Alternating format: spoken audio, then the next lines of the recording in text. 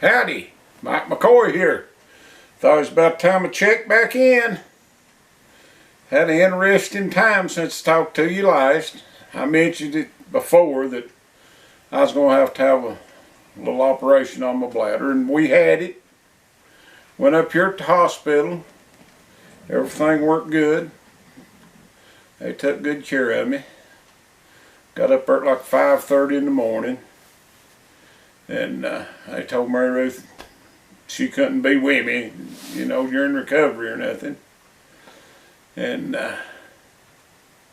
she had to leave. And I told her, I said, I don't want you sitting out there in that parking lot in that dark. I said, just go to the house. There ain't nothing you can do no way.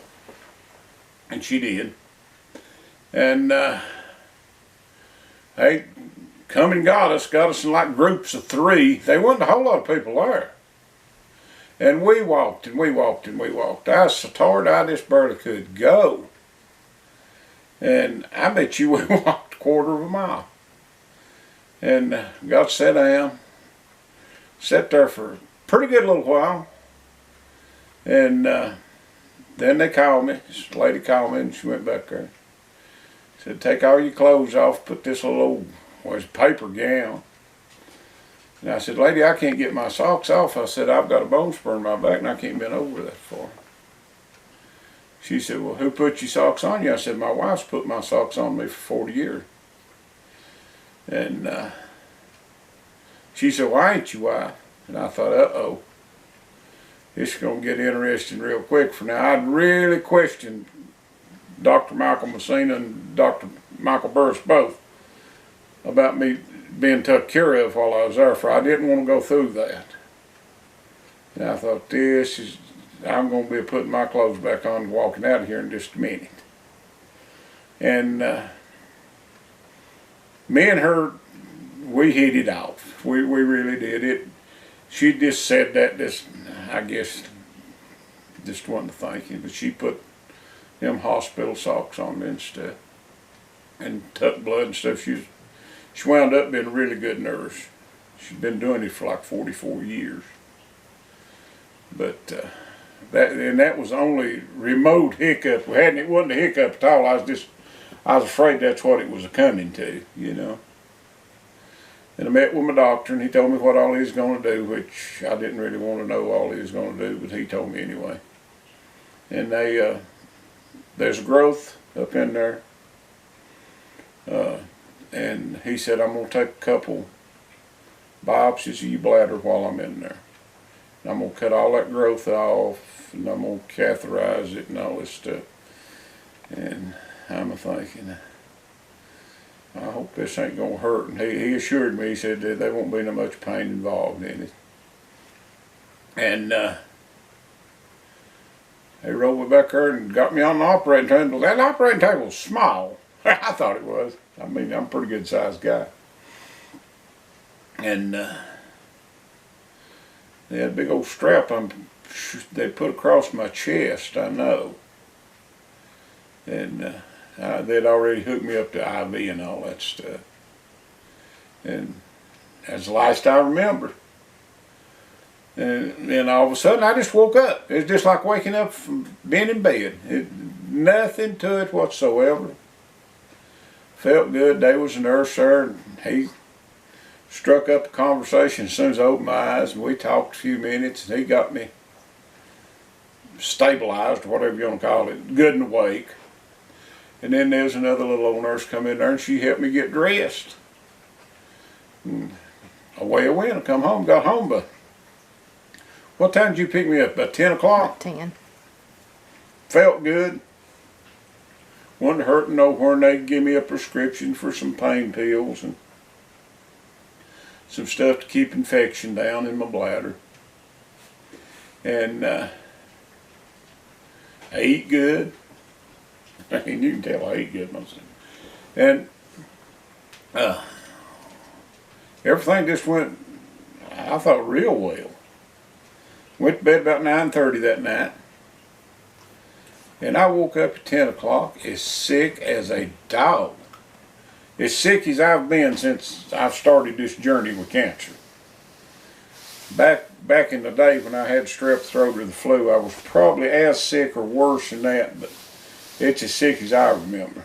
I throwed up, felt a little better, went back to sleep, woke right back up, throwed up again, and from 10 o'clock that night till 5 o'clock Saturday morning, I throwed up every hour. And them last few times I throwed up, they wasn't much down there, and God, that's hard on me. Mary Ruth said I made some strange noises. And she called the nurse at 5 o'clock, and what I'd do, I'd throw up, and then I'd drink some water, and I'd go to sleep. And then I'd wake back up and throw up. That nurse said, quit giving him water, said just give him a tiny little sip when he throws up. And we done that, and I quit throwing up. I didn't think I was ever going to quit. About 3 that morning, I told Mother, I said, I'm getting ready, you might as well pack my bags, I'm going to the big sawmill in the sky. She said, oh, you ain't going to die. I said, I don't know what, I wouldn't be better off. But I got sort of straightened out there Saturday morning. I was sore. You could have beat me with a stick and I wouldn't have been no sore through my chest and stuff. My God, all that heaving and stuff just about killed me. Laid around all day Saturday. Laid around all day Sunday. Wasn't much better Sunday. All I'd eat was like maybe a little bit of Jell-O or some yogurt. Yogurt, you know. And started feeling a little bit better Monday. Started getting on the mend. And what day was it my doctor called about the biopsies that he took? For when he took that blood, he done these biopsies. I don't know how many he done. Wednesday. Wednesday. We was going to town Wednesday, and my doctor called, and I talked to him, and he said everything come back good. So the tumor he took out wasn't cancerous, and the biopsies wasn't cancerous. So I'm good to go there. And he was really concerned about that tumor turning to cancer and just exploding. That's basically what happened the last time. It just engulfed my bladder in just a few weeks. I've got a good doctor. Stays in a good humor, tells you what he's going to do, tells you what to expect. And he's just a good guy. I like him. Takes real good care of me, and everybody brags on Dr. Burris. He's just perpetually in a good mood.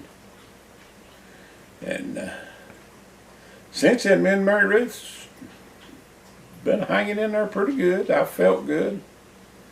I ain't done a whole lot for, my bladder hurt a little bit one day. Oh, that was on Thursday, wasn't it? Yesterday was Thursday. Was it yesterday or the day before yesterday, I guess? It might have been Wednesday. Whenever it was, yeah. But it wasn't bad, but you know, it was just a concern. But for today's Friday, and it's been a week today. And I feel as good as I have, and I don't know when. I mean, I just feel good, and this darn old corona stuff, now this is getting on my nerves. I mean, you have to wear that old mask out, everybody looks like a bank robber. And I worry about Mother going to the grocery store. But we've got to eat, you know. And we can't think ahead enough to get, you know, 2 or 3 months worth of groceries. If we did, half of it would be thrown away, we'd never eat it. So we just have to do the best we can, and they're beginning to open things up. My hat goes off to that lady in Texas that had the beauty salon. It chose jail over apologizing for opening her beauty salon up. That took guts to do that, and I'm proud of her for that. That's what America's all about. That's what built this country, is people like that. Not counting down, but standing up for what you think's right. And there's a lot of people out there that is standing up for what they think's right. So we can't help it. salute them. They was a doctors talking to these cops. They'd formed a line and they'd throwed somebody down, some preacher in California, and I think he shamed them into standing down. And, you know, you got to respect that. And hopefully it'll get warm enough and pretty, and maybe I can make a video next week us actually sawing a little bit. For I've got a few logs that I need to saw. Mother's been selling lumber all along, just a little bit deal here and yonder, you know, just getting rid of what we got. And all in all, everything's worked out good. I am so thankful that this could have broke bad in a minute with that cancer and stuff. I told her, I said, I don't know if I'm got the willpower or the strength to fight it the way I did the last time it blowed up.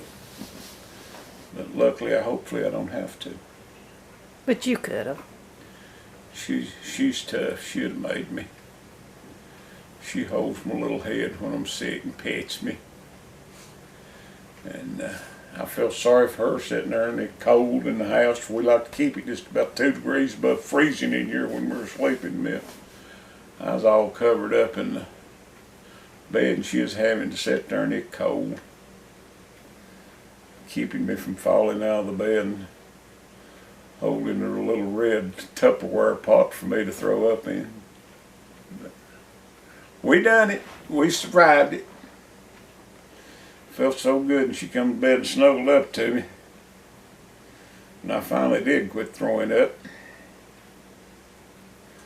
But that was time. That's the worst time we've had, and I don't know when. We made it through it, and it wasn't that bad, you know. It just throwing up. But It's supposed to snow here tomorrow. Yeah, we're supposed to get a few snowflakes tomorrow. I mean, the craziest weather I've ever seen in my life. And Wolf Laurel, which is, they're up about 5,000 feet elevation. I think one day this week is blowing snow up there. Yeah. It didn't lay, but it did snow. But I think we're supposed to get a little bit now, We'll tonight, probably or get tomorrow. a little bit, kill everything around, you know. No, I'm going to cover it up. It's her job now. About dark, she'll start covering up her flares, and then she'll go uncover them. But other than that, how many minutes we got going, Mother? 12. 12 minutes. What else you want to talk about? You happy, Mother? I'm tickled to death. Are you? Mm-hmm. Was you worried about me when I was in there puking my guts out? Yes. Was you? I was kind of concerned. For a minute there I thought I was dying, and then for another minute I thought I wasn't. I don't like to throw up. I don't throw up good at all. I ain't graceful when You I don't throw do up. sick good. No. No. When I'm sick all over. I want to be petted. Mm-hmm. And I want to quit being sick. as soon as Swearing you're possible. going to die. Yeah, yeah. Swear up and down, this is it. Go ahead and call the hearse. I'm ready to go. Oh, I'm awful. I really am. I admit it. I'll fool her one of these days. But Lord have mercy. Yep, I guess he was sick. We made it pretty good, and like I say, I hope I get down to the sawmill and make another video here before long. If y'all seem to like him sawing way better than you do a look at my ugly face, and I don't blame you for that, because I ain't much to look at. But I did feel like I needed to check in for. There's been a lot of people showed concern about my health, and I really appreciate that. The well wishes and the prayers and all that means a lot. Really. I think prayer works. I always have. Keep it up. Keep it up. If you're a praying person, keep it up. And if you're a thinking Just don't person, pray. Don't pray for him to die. yeah. Yeah. It can go either way. Yeah, well, some of these people that pray a lot, you don't know what sure they're praying for, you know. Kind of spooky. We want positive prayer. Yeah. We don't want none of this wanting him to go on here Yeah, right now. Yeah. I told somebody the other day, I said, when I leave this world, I want to wring every bit of life out of this old body it's got. But we've had a all in all good week this week. Way better than I thought we was going to have. You know, when you get surgery and stuff, a lot of times you're hurting and sick and stuff, and I wasn't sick that one night. And I think it was I think I took one of them pain pills, and I believe it was a reaction. Yeah, I think it was too. I'm almost sure it was. So, but Needless to say, I ain't took no more of them. tell everybody bye. Okay, Mother's telling me to say everybody bye. So, you guys have a good night. Appreciate you watching my channel. Appreciate the subscribers. I just appreciate all of you. And talk at you later. Bye.